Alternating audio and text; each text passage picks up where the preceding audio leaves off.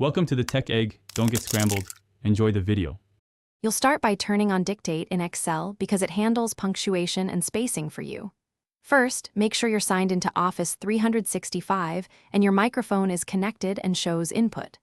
Once done, open Excel, click the Home tab, and select the cell where text should appear. This tells Excel the insertion point. Speak clearly into the mic to let Excel train a brief model on your voice. If prompted, grant permission for microphone access so Dictate can hear you. Now you'll start dictating actual content and commands. Click Home, then Dictate.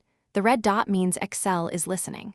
Say natural phrases and insert spoken punctuation like comma or period to control sentence flow. Say new line to move within the cell or press Alt+Enter for manual line breaks. Make sure to speak in short phrases so recognition stays accurate. Longer dictation can cause misplacement. If Excel mishears a word, stop, correct the cell manually, and continue. This trains you to combine voice and quick edits. To finish, stop Dictate. That prevents accidental extra words. Review each cell for punctuation and numeric formats.